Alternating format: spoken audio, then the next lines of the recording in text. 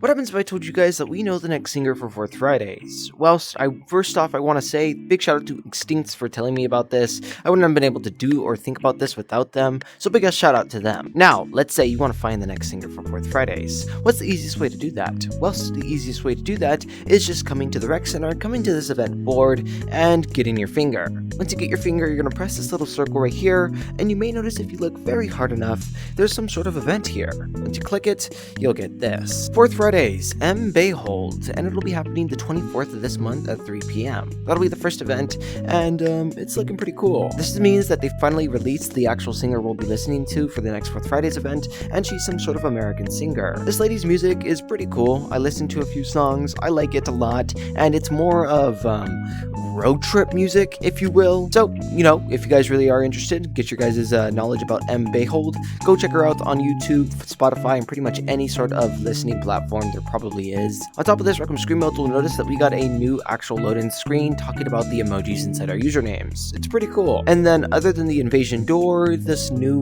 Rec Rocks actual teasers inside the rec center, that's basically it for all the Recroom news.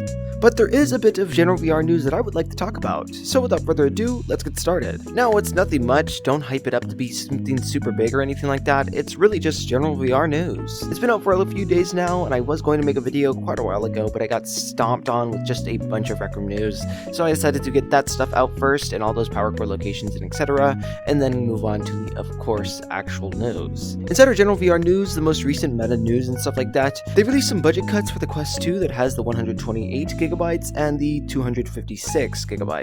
On top of that, they have some more price cuts for the MetaQuest Pro as well, which is pretty surprising. For the MetaQuest, I'm pretty sure it just stayed at 400. I don't really think they changed it.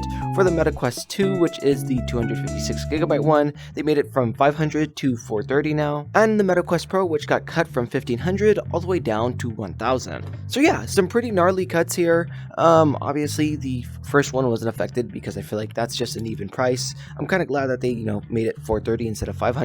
And I mean, MetaQuest Pro is MetaQuest Pro. Not too sure if that's really consumer friendly yet, but we'll wait and see. And let me know your guys' thoughts. What are we thinking? And be sure to let me know your guys' thoughts down in the comments below. Whilst you guys are commenting, be sure to subscribe and punch that like button because it's very important to do so. I'll catch all you guys inside the next video, and without further ado, Brofist.